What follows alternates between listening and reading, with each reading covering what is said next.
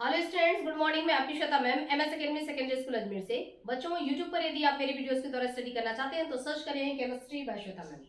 बच्चों, इस चैनल पर आपको science class 9 to 12 physics, chemistry, biology के वीडियोस मिल जाएंगे। साथ ही आपको नीट प्रिपरेशन के अकॉर्डिंग भी वीडियोस मिल जाएंगे।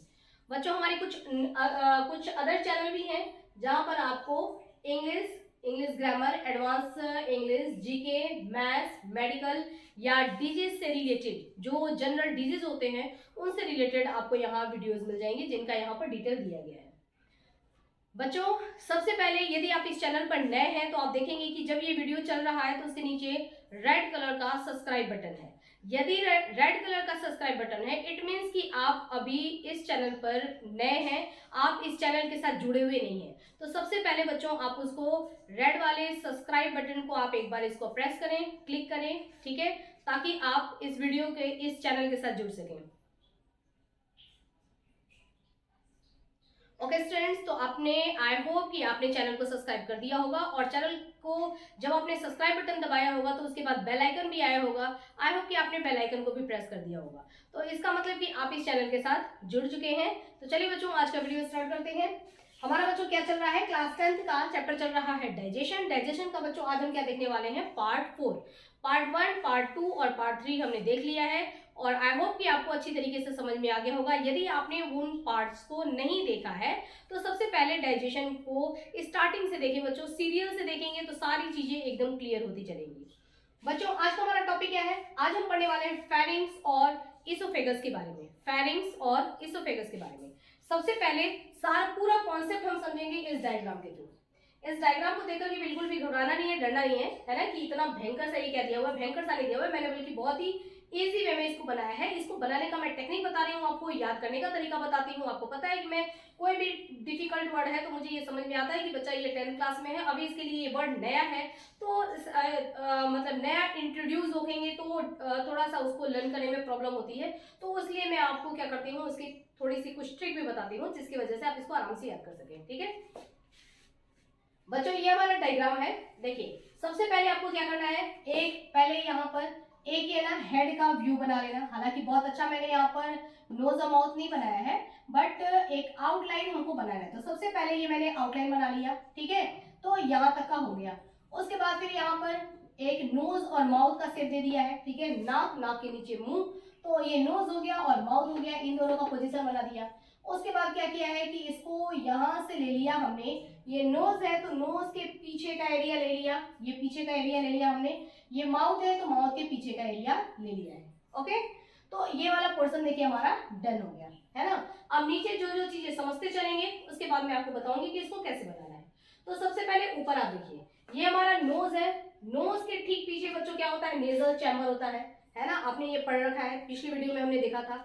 तो पिछली वीडियो में नहीं देखा था, लेकिन ये चैप्टर ये हम पढ़ेंगे, रेस्पिरेशन चैप्टर होगा ना, वहां हम नेजल कैविटी इनके बारे में बहुत ही अच्छी तरीके से पढ़ेंगे। जब ये नोज है ना, ये नोज अंदर, यहाँ से आपको दो नॉस्ट्रल दिखाई दे रहा है, सेप्टम दिखाई दे रहा है, अंदर पीछे की तरफ जाएंगे तो पूरा एक चैम्बर होता है जिसको बोला जाता है यहाँ पर नेजल कैविटी। ठीक है, तो नोज जो है वो जाकर के कहाँ ओपन होता है, नेजल कैविटी में। उसी तरीके से हमारा डाइजेशन चैप्टर पढ़ रहा है। पिछले वीडियो में मैंने आपको माउथ के बारे में पूरा एक्सप्लेनेशन दिया था। ठीक है, तो माउथ जो है, ये देखिए, ये ओपनिंग हो गई माउथ, और माउथ के जब अंदर जाएंगे तो एक कैविटी है, यानी कि खाली जगह है, जिसको हम क्या बोलते हैं यहाँ पर, ये ओरल कैविटी। ठीक है, ये माउथ हो गया तो ये माउथ कैविटी है, या आप इसको ओरल कैविटी भी कह सकते हैं। ठीक है ना, ओरल कैविटी, इसको हम ओरल कैविटी भी कह सकते हैं, या इसको आपको पता है, आपने याद किया है, बक्कल कैविटी भी बोल सकते हैं। ठीक है, तो ओरल कैविटी या बक्कल कैविटी कौन सा हो गया, ये हो गया। ओके, तो देखिए, पहले नोज के बारे में बताएंगे, माउथ के बारे में बताएंगे, फिर नोज के पीछे जाएंगे तो हम नेजल कैविटी में आएंगे या नेजल चैम्बर में आएंगे। उसके बाद हम माउथ के पीछे जाएंगे तो हम माउथ कैविटी, ओरल कैविटी या बक्कल कैविटी में जाएंगे। ओके, अब जब इसके एकदम पीछे वाले पोर्शन पे हम जाएंगे, जहां पर ये एंड हो रहा है, नेजल कैविटी जहां पर एंड हो रहा है, यहाँ क्या है कि ये वाली कैविटी और एक और ये भी कैविटी, ये तीनों जो है ना एक कॉमन एक ट्यूब में खुलते हैं। आप समझ जाइए कि अब ये जो है ना, यहाँ से लेकर के और यहाँ तक का पोर्शन, ये क्या है, अब बिल्कुल एक जैसा हो गया है, मतलब सब एक ही कॉमन है।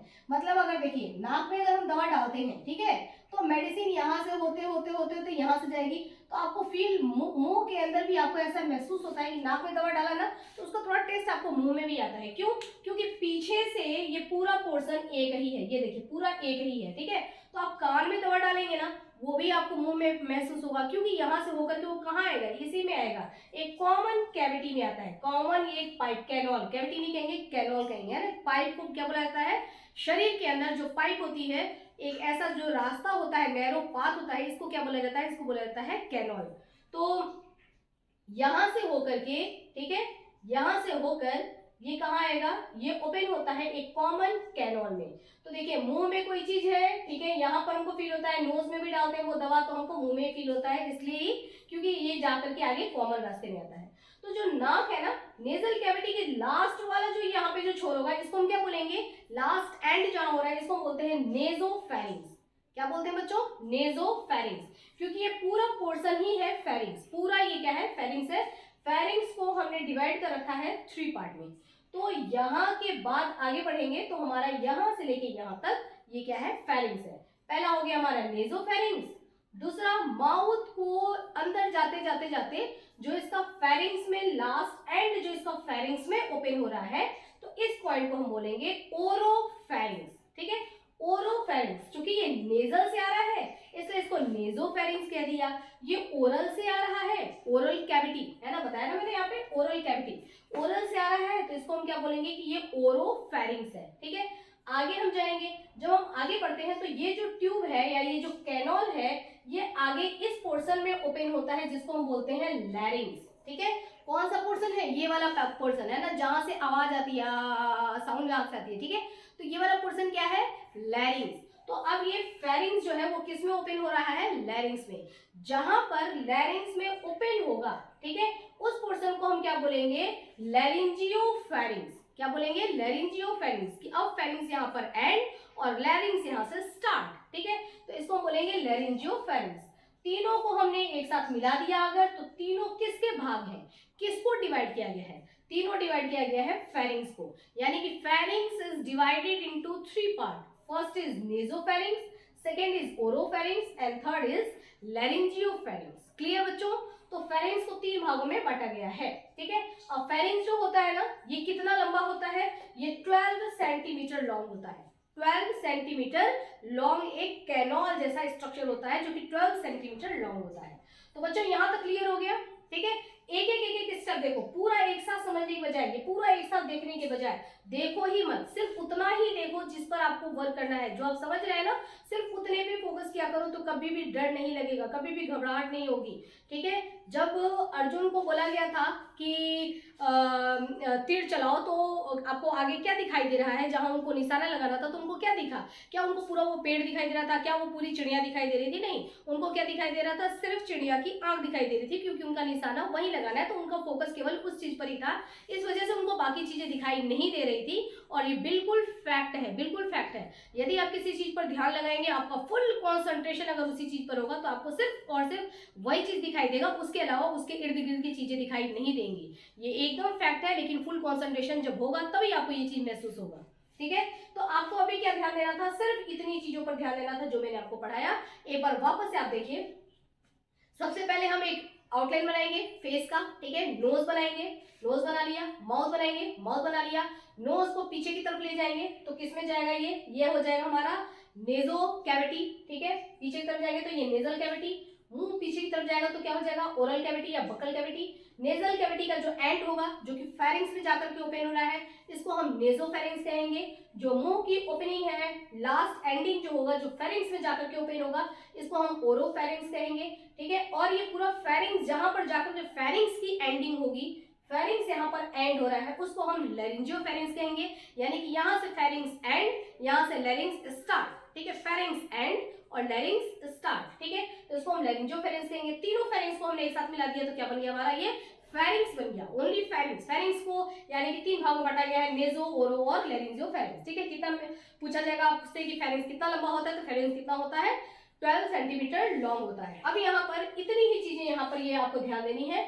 अब हम देखेंगे यहाँ पर 2 पॉइंट, ये क्या छूटा हुआ है, ये है हमारा हार्ड पैलेट और सॉफ्ट पैलेट। जब आप अपने टंग को, है ना, अपने जीभ को लेकर के और अपने ऊपर वाला जो ये तालू होता है ना पैलेट, ठीक है, उस पर टच करेंगे, देखिए यहाँ यहाँ, ठीक है, ये वाला पोर्शन आगे की तरफ अपने टंग से टच करिए, कैसा आपको दिखाई दे रहा है, रफ रफ, ऐसा रफ, है ना, तो ऐसा खुरदुरा सा दिखाई देता है ना, ऐसा रफ वाला पोर्शन, ठीक है, ये हमारा मान लो यहाँ पे टंग है, ठीक है, टंग से हमने इसको टच किया आगे वाले पोर्शन को, तो यहाँ पर रफ दिखाई दिया, और पीछे की तरफ ये क्या होता है, एकदम आपको चिकना। अब टंग से पीछे के पोर्शन को टच करो, ऊपर वाले तालू को टच करो, ऐसे टच करेंगे, है ना, इस टंग को ले जाएंगे यहाँ और पीछे की तरफ टच किया हमने, तो आगे हमको क्या दिखाई दे रहा है, रफ दिखाई दे रहा है, इसको हम बोलेंगे हार्ड पैलेट, ठीक है, और पीछे क्या है, वो एकदम सॉफ्ट है, एकदम चिकना है ना, दिखाई दे रहा है आपको भी, ठीक है, करके देखिए, तो ये क्या है, सॉफ्ट पैलेट। तो ये होता है बच्चों हार्ड पैलेट, और ये क्या होता है, सॉफ्ट पैलेट,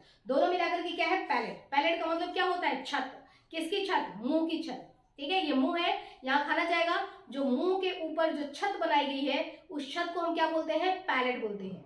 पैलेट दो तरीके का होता है, आगे की तरफ जो होता है रफ पैलेट बनाया गया है, पीछे की तरफ स्मूथ पैलेट बनाया गया है। इसका भी अपना काम है, सॉफ्ट पैलेट जो है, और सॉफ्ट और हार्ड जो ये पैलेट बनाया गया है, इसका अपना काम है। काम किसमें होता है, इसका डाइजेशन में काम होता है, ठीक है, जब मुंह में खाना हम खाते हैं ना, तो वहां पर इसकी रफ वाले की जरूरत होती है, इस वजह से आगे का पोर्शन रफ बनाया गया है, ठीक है। तो ये हार्ड पैलेट और सॉफ्ट पैलेट यहाँ पे हो गया। ये क्या है, छत है जो कि नाक को और मुंह को डिवाइड कर रही है, ठीक है, इसका मुंह पहले बनाया गया, मुंह की जो छत हो गई, छत के ऊपर भी सेकंड फ्लोर पे नोज को बना दिया गया, ठीक है। तो फर्स्ट फ्लोर हमारा माउथ हो गया, सेकंड फ्लोर कौन हो गया, हमारा नोज हो गया, और दोनों के बीच का जो ये छत है वो क्या है, वो है पैलेट। तो पैलेट का आगे वाला पोर्शन, पैलेट का पीछे वाला पोर्शन। क्लियर बच्चों, समझ आ गया। अब हम बढ़ते हैं यहाँ से आगे। यहाँ से जब हम आगे बढ़ते हैं तो हमारा फेरिंग्स यहाँ पर द एंड, ठीक है। अब यहाँ से आगे बढ़ेंगे तो हमारे पास दो रास्ते हैं, दो रास्ते, ठीक है। दो रास्ते क्यों है, क्योंकि यहाँ से दो चीजें हम लेके चल रहे हैं ना, एक नाक वाला रास्ता लेके चलेंगे और एक मुंह वाला। तो नाक से हमने क्या लिया और मुंह से क्या लिया, तो नाक वाले रास्ते के लिए अलग जाएगा रास्ता और मुंह का रास्ता जो है वो अलग जाएगा, ठीक है। तो हमारे पास यहाँ आगे आकर के दो रास्ते हो जाते हैं। ओके, देखिए अगर हम कुछ खाते हैं, कोई चीज हम खा रहे हैं, तो वो यहाँ से यहाँ आएगा, यहाँ आएगा, ठीक है, यहाँ से होते होते और उस खाने को प्रवेश करना है किसमें, गलेट में, यानी कि खाने का रास्ता ये रहा, ठीक है। भोजन को इधर जाना है, तो ये एक रास्ता आपको दिखाई दे रहा है। अब दूसरा रास्ता नोज वाला, ठीक है, जब हम सांस लेते हैं तो क्या करते हैं हम, एटमॉस्फेरिक ऑक्सीजन रिच गैसेज हम लेते हैं, ठीक है ना, एटमॉस्फेरिक से, एटमॉस्फेयर से ऐसी गैसेज लेते हैं जिसमें ऑक्सीजन ज्यादा हो। अब ये देखिए नोज है, तो यहाँ से ऑक्सीजन आएगा, ठीक है, ऑक्सीजन आया आया, ठीक है, यहाँ देखिए कॉमन है, ये तो कॉमन रास्ता है, इसी रास्ते से दोनों आएंगे, ये आया, ठीक है, आया, लेकिन ये इसको क्या करना पड़ेगा, टर्न मारना पड़ेगा, ये टर्न मारेगा और ये इधर को आएगा। समझ आया आपको। तो नोज से जो गैसेज आएंगे, एनवायरमेंटल गैसेज, उनको यहाँ से इधर की तरफ आना है, और जो भोजन है उसको इधर से इधर की तरफ जाना है, ठीक है।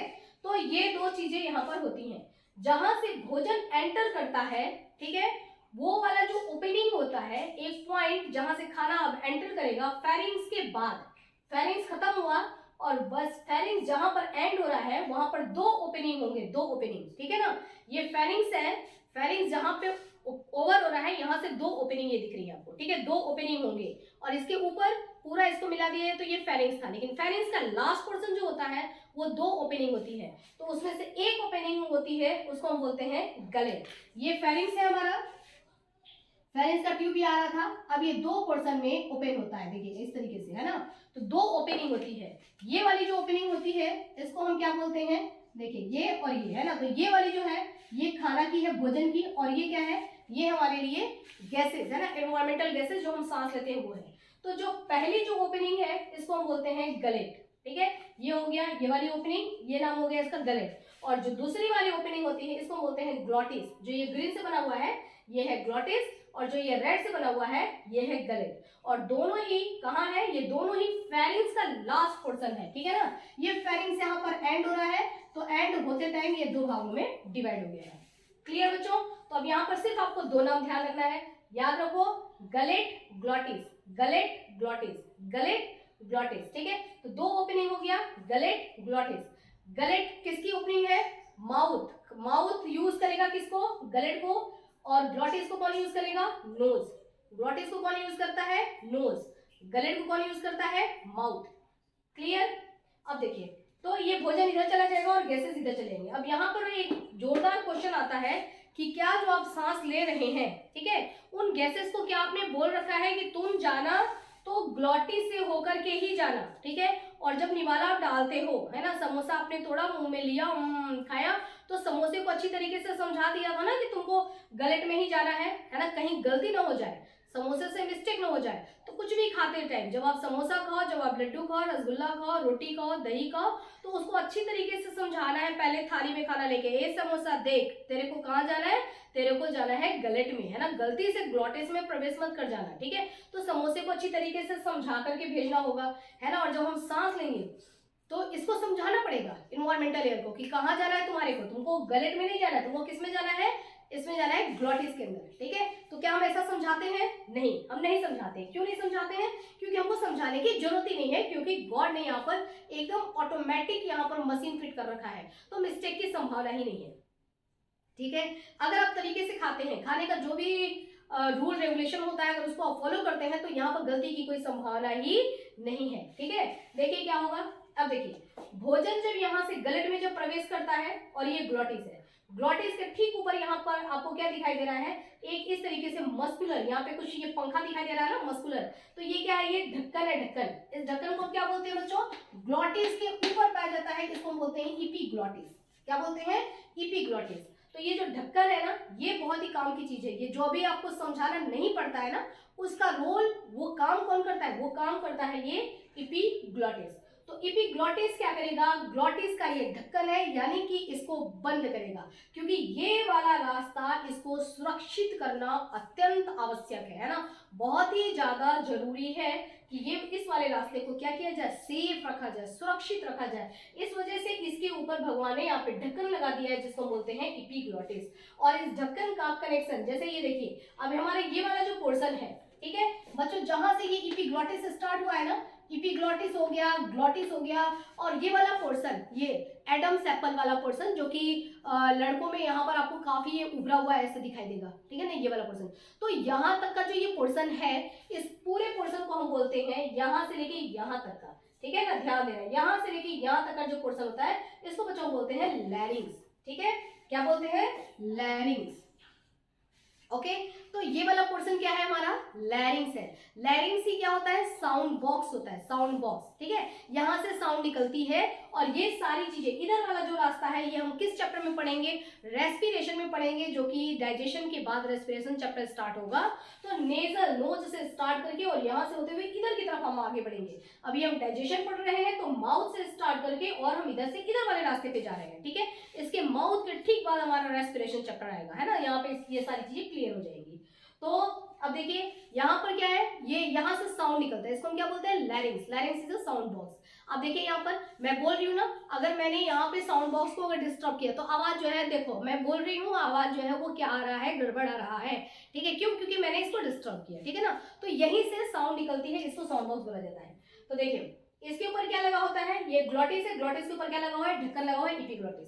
इपीग्लॉटिस को अटैच किया गया है, ये वाला जो पोर्शन आपको आगे की तरफ दिखाई दे रहा है ना, इससे ये बिल्कुल अटैच है, ठीक है। कोई भी चीज निगलते टाइम, जैसे आप पानी पियो, निगलते और यहाँ हाथ रखो, ठीक है ना, यहाँ उंगली रख करके और यहाँ ऐसे इसको टच करके और आप पानी पियो, आप देखोगे कि बिना यहाँ किसी हलचल के आप कोई भी चीज निगल नहीं सकते हैं, ठीक है। कोई भी चीज आप निगले, यूं ही नाटक करिए, निगलेगा। आपको दिखा कोई चीज ऊपर गया, नीचे आया, ठीक है ना, यहाँ पे हलचल हुई, यहाँ कुछ हुआ, इस मशीनरी चीजों में यहाँ पर कुछ हुआ, ठीक है। वापस से करो, 2 बार 3 बार 4 बार करो,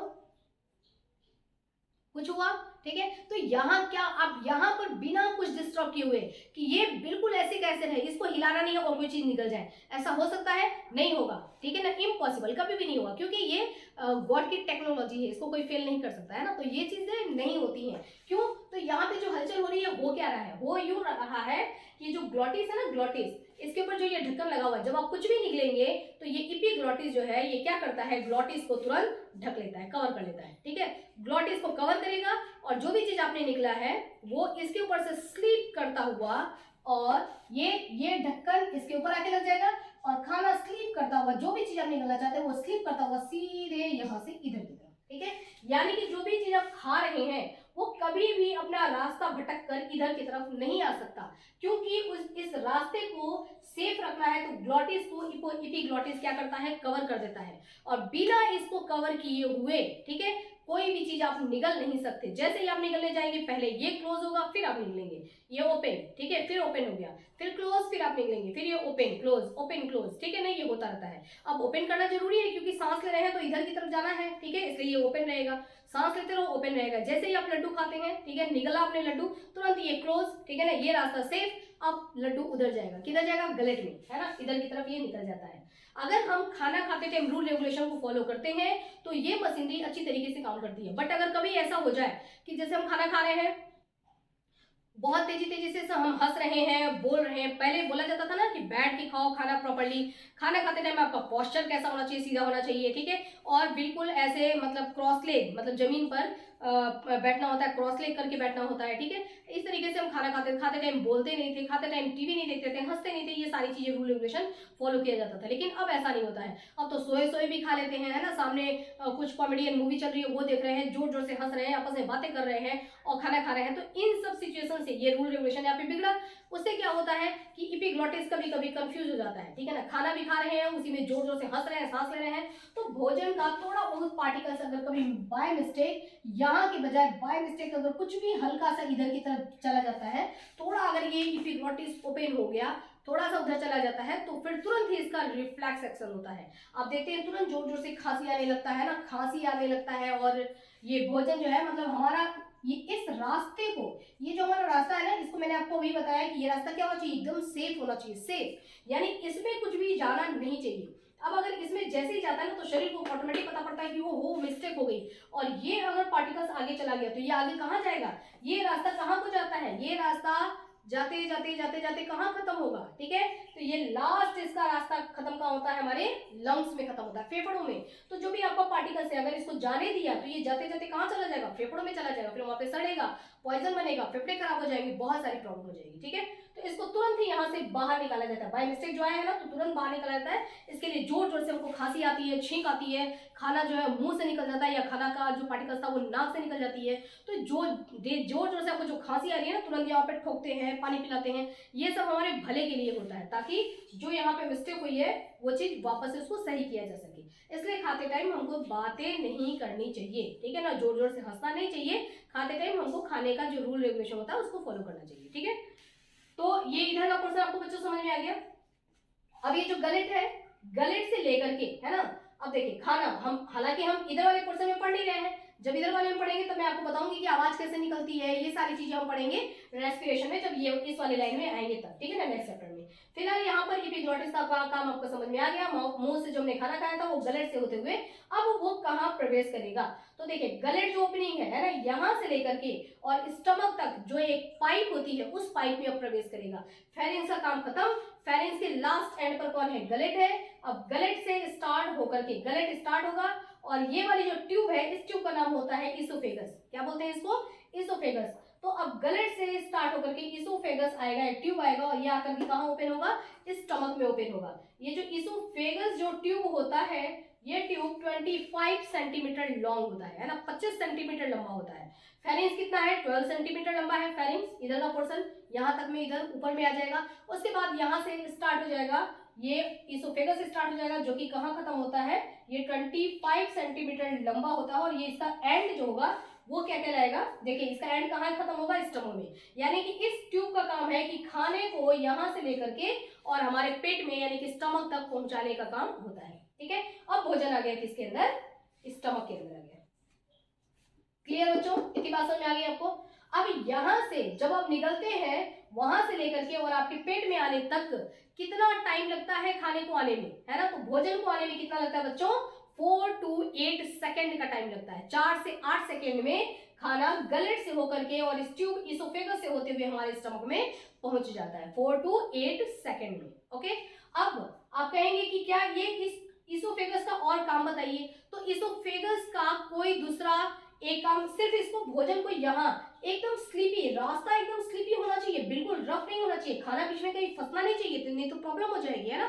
तो ये एकदम चिकना रास्ता बना रहता है, एकदम चिकना रास्ता, ठीक है, चिकना रास्ता। वाटर पार्क आप लोग गए थे ना बच्चों पिकनिक, तो आपने देखा था ना कि जो जहाँ जो स्लाइड होती है उस स्लाइड को कितना चिकना बनाया जाता है, बिल्कुल वो सूखा नहीं रहता है, उसे बार बार वहां पे पानी को फ्लो किया जाता है ताकि वो जो है क्या रहे, एकदम स्लीपी रहे, ताकि ऊपर से जब आपको छोड़ा जाता है बीच में रुकेंगे नहीं, एकदम स्लिप करते हुए सीधे नीचे आते हैं, ठीक है ना। बिल्कुल वैसे ही यहाँ से भोजन जो है ना ये रास्ते को स्लीपी बनाया जाता है, तो वहां पर पानी ने उस रास्ते को स्लीपी बनाया था, यहाँ पर भी वाटर ही इस रास्ते को स्लीपी बनाता है। क्या है कि ये जो इसोफेगस है ना, इसके पास बहुत सारे क्या होते हैं, म्यूकस ग्लैंड होते हैं, इसके पास बहुत सारे म्यूकस ग्लैंड होते हैं, और ये क्या करते हैं, म्यूकस का सिक्रीशन करते हैं। किस चीज का बच्चों, म्यूकस का। व्हाट इज म्यूकस, म्यूकस क्या होता है आप समझ लो, पानी, ठीक है ना। तो वाटरी सब्सटेंस होता है, पानी होता है, तो म्यूकस ग्लैंड होते हैं जो कि म्यूकस का सिक्रीशन करते हैं और इस रास्ते को एकदम स्लीपी बना करके रखेंगे। बिल्कुल आप एकदम समझ लो वही वाटर पार्क वाले स्लाइडर की तरह, ठीक है। तो एकदम स्लीपी बना के रखते हैं। अब भोजन यहाँ पे मुंह में हमने खा खा करके भोजन को क्या बना दिया था, बोलस, पढ़ाया था मैंने पिछले वीडियो में। तो हमने भोजन को बना दिया था बोलस, ठीक है। अब वो बोलस यहाँ से होते हुए स्लिप करता हुआ ये स्लाइड मारेगा, स्लिप करता हुआ, और कहाँ जाएगा, सीधे स्टमक के अंदर। बिल्कुल जैसे आप वाटर पार्क में जैसे स्लिप करा थे ना, वैसे ही भोजन भी आ जाता है। 4 से 8 सेकंड का टाइम लगता है, ठीक है। जो इसका ये लास्ट पॉइंट होता है इसको हम बोलते हैं इसोफेगस स्फिंक्टर। स्फिंक्टर का मतलब होता है एक टाइट रबड़ जैसा, जैसे कि बैलून का जो अपर पोर्शन नहीं होता है, टाइट होता है, ठीक है, उसको ओपन करके उसमें हम हवा भरते हैं। जब उसको छोड़ दिया जाता है तो वो अपने आप ही वो बंद हो जाता है, ठीक है। बिल्कुल इसी तरीके का यहाँ पे अपने आप ओपन और अपने आप क्लोज होने वाला यहाँ पे क्या होता है, स्फिंक्टर पाया जाता है। स्फिंक्टर मतलब कंट्रोल करता है ये कि भोजन यहाँ से यहाँ आ गया, यहाँ से वापस नहीं जाना चाहिए ना, बैक नहीं जाना चाहिए, यहाँ पर भी काम हो रहा है, ठीक है। तो जो हमारे स्टमक में भी हम पढ़ेंगे, स्टमक भी हमारा काम करता है ना, तो ऐसा नहीं है कि भोजन जो है यहाँ से वापस बैक जाए। तो ये स्फिंक्टर जो होता है ना ये कंट्रोल करता है, यानी कि क्लोज और ओपन होता रहता है। तो ये क्या करेगा, ऑसोफेगस का लास्ट एंड वाला स्फिंक्टर, ये क्लोज, भोजन जब आ रहा है तो ये फैलेगा, जैसे ही भोजन इसके अंदर पहुंच गया तो ये क्लोज हो जाएगा, अपने आप को ये बंद कर देगा। अब यानी कि भोजन पीछे की तरफ नहीं जाएगा, यानी कि भोजन आने का रास्ता क्या होता है, वन वे होता है, सिर्फ वन डायरेक्शन होता है। अब आप कहेंगे फिर वॉमिट कैसे आता है, वो एक अलग प्रोसेस है जिसके बारे में हम अलग से बातें पढ़ेंगे। तो बच्चों यहाँ क्लियर हो गया, ये बात आपको समझ में आ गई, ठीक है।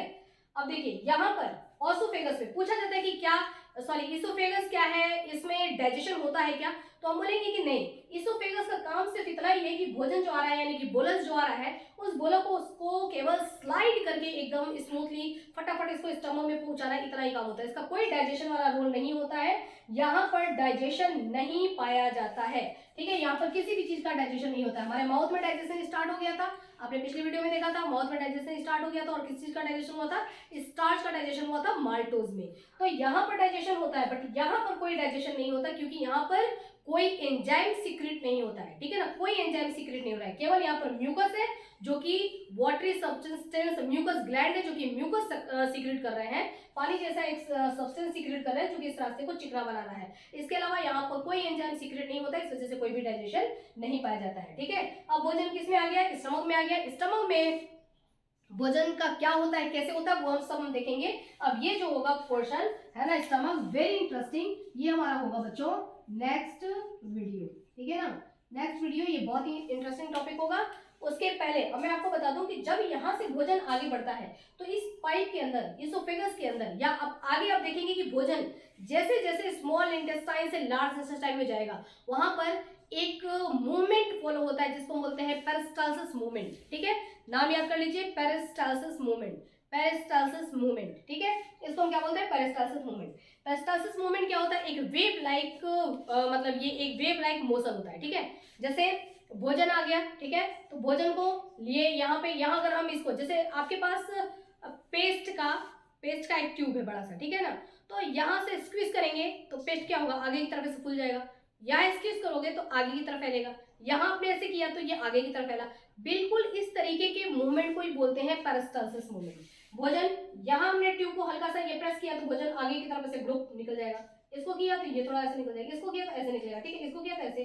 तो इस तरीके के मूवमेंट को हम क्या बोलते हैं, पेरिस्टालसिस मूवमेंट। ये पेरिस्टालसिस मूवमेंट आपको दिखाई दे रहा है, ये वेव लाइक, देखिए ये जो यहाँ पे बना हुआ है ना, ये पूरा मोशन, ये वेव लाइक मोशन है जिसको हम बोलते हैं मूवमेंट है, जिसको हम बोलते हैं पेरिस्टालसिस मूवमेंट। यहाँ पर देखिए कॉन्ट्रैक्ट हो रहा है, मसल्स क्या होते हैं, ये इसके, ये किससे बना होता है, ये मसल्स का बना होता है, ठीक है। इसोफेगस किसका बना होता है, एक मस्कुलर ऑर्गन है, ये मसल्स का बना होता है। तो इसमें क्या होता है, कॉन्ट्रैक्शन, रिलैक्सेशन, ठीक है, कॉन्ट्रैक्शन होगा फिर रिलैक्सेशन होगा, कॉन्ट्रैक्शन होगा रिलैक्सेशन होगा, कॉन्ट्रैक्शन होगा रिलैक्सेशन होगा। तो बार बार यहाँ पे कॉन्ट्रैक्ट किया तो आगे ये ऐसे चला गया रिलैक्स, फिर ये कॉन्ट्रैक्ट हुआ तो पीछे वाला तब तक रिलैक्स, ठीक है। तो कॉन्ट्रैक्ट रिलैक्स, ठीक है ना, इस तरीके का काम चलता रहता है। तो देखिए यहाँ पर ये पिचक गया कॉन्ट्रैक्शन, फूल गया relaxation, contraction relaxation, contraction relaxation, इस तरीके से भोजन आगे की तरफ बढ़ता जाएगा। और इस तरीके के मूवमेंट को हम वेव लाइक मूवमेंट कहते हैं, जो कि कंट्रोल किसके द्वारा किया जाता है, यहाँ का जो मूवमेंट होगा ना इसको भी कंट्रोल करने वाला कौन है, हमारा ब्रेन। ब्रेन का कौन सा पोर्शन इसको कंट्रोल करता है, याद कर लेना, मेड्यूला, ठीक है। ब्रेन का मेड्यूला पोर्शन जो होता है, मेड्यूला ब्रेन का एक पार्ट है, वहां से इसको कंट्रोल किया जाता है कि पेरिस्टालसिस मूवमेंट कंटिन्यू होना चाहिए ताकि भोजन आगे की तरफ खिसकता रहे, आगे की तरफ बढ़ता रहे। चलो ये तो फिर भी इस तरीके से सीधे पाइप है ना। स्मॉल इंटेस्टाइन में जब हम जाएंगे तो वहां भोजन आगे कैसे बढ़ेगा, तो वहां भी पेरिस्टालसिस मूवमेंट करा करके भोजन को आगे बढ़ाया जाता है, जो कि ब्रेन के द्वारा कंट्रोल किया जाता है, ठीक है। तो बच्चों ये वाला पूरा पोर्शन आपको समझ में आ गया, ठीक है। यहाँ देखिए ये जो हमारा लैरिंग्स था ना, लैरिंग्स से हम आगे बढ़ते हैं तो ये हमारा क्या था, ट्रैकिया, ट्रैकिया के बाद आगे पढ़ते जाएंगे ब्रोंकस, ब्रोंकियोल्स, करते करते करते करते लंग्स, ठीक है ना। इसलिए इधर का पोर्शन ज्यादा इसको टच नहीं किया है क्योंकि हमको ये पढ़ना था। अब इन्हीं चीजों को यहाँ पर देखिए दिया गया है। फेरिंग्स कितना है, 12 सेंटीमीटर लॉन्ग होता है, divided into 3 part, nasopharynx, oropharynx, laryngopharynx, और माउथ से लेकर के ऑसोफेगस तक, माउथ से लेकर के और ऑसोफेगस तक, जहां से ऑसोफेगस स्टार्ट हो रहा है ये वाला पूरा पोर्शन क्या कहलाता है, ये फेरिंग्स का पोर्शन होता है। ऑसोफेगस जो होता है 25 सेंटीमीटर लॉन्ग होता है, मैंने आपको यहाँ पर बताया है, ठीक है। नैरो मस्कुलर ट्यूब होता है, एक पतली सी यानी कि नैरो, और किससे बनी होती है, मस्कुलर ट्यूब होता है। यहाँ पर कोई एंजाइम सीक्रेट नहीं होते, इस वजह से कोई डाइजेशन नहीं होता है। यहाँ पर मोर म्यूकस ग्लैंड होते हैं, ठीक है। म्यूकस ग्लैंड होने की वजह से यहाँ पर बहुत ज्यादा म्यूकस का सिक्रीशन होता है, और इस वजह से ये रास्ता जो है ये एकदम ल्यूब्रिकेंट बना होता है, मतलब एकदम स्लाइड की तरह एकदम स्लीपी बना होता है, ल्यूब्रिकेंट पाथ बना होता है, ठीक है। उसके बाद पास द फूड, ये खाने को कहां से कहां पास करता है, तो pass the food downward toward the stomach, है ना, नीचे की तरफ और स्टमक की तरफ ये खाने को पास करता है। पास करने में 4 से लेकर 8 सेकंड का टाइम लगता है, और किस प्रोसेस के थ्रू इसको पास करता है उसको हम बोलते हैं पेरिस्टालसिस मूवमेंट, और ये रहा पेरिस्टालसिस मूवमेंट का टाइम, ठीक है ना। तो बच्चों सारी चीजें क्लियर हो गई आपको, स्टेप बाय स्टेप देखिए एक पोर्शन को यहाँ पर क्लियर करने की कोशिश करेंगे, ठीक है। स्फिंक्टर यहाँ पर अगर वर्ड आता है आप ध्यान देना, स्फिंक्टर सिर्फ एक जगह नहीं आया है, यहाँ ही नहीं आया बल्कि स्फिंक्टर यहाँ पर भी रहेगा। ये मैं आपको जो पढ़ाऊंगी स्टमक, है ना, स्टमक पढ़ेंगे उसमें ये सारी चीजें देखेंगे और स्फिंक्टर के बारे में, ठीक है। तो बच्चों अभी के लिए इतना ही। अगर आपको समझ में आया हो तो अपने चैनल तो पहले ही सब्सक्राइब कर लिया है, अगर वीडियो आपको अच्छा लगा हो तो लाइक जरूर कर देना। ये सब चीजें बच्चों इस चैनल पर पढ़ना बिल्कुल फ्री है, लेकिन अगर आप लाइक करते हैं, चैनल को सब्सक्राइब करते हैं, कमेंट करते हैं और वीडियो को ज़्यादा से ज़्यादा अगर शेयर करते हैं तो यही हमारी गुरु दक्षिणा होती है, ठीक है बच्चों। अदरवाइज यहाँ पर कोई भी चार्ज लगने वाला, कोई भी पैसे लगने वाले नहीं है। तो अगर आपको अच्छा लगा हो तो वीडियो को लाइक कर देना, शेयर करना, सब्सक्राइब करना चैनल को, और अच्छे अच्छे कमेंट्स करना। तो बच्चों स्टडी करते रहिए, मिलेंगे नेक्स्ट वीडियो में जिसमें हम पढ़ेंगे बहुत interesting topic stomach. Okay students, have a nice day.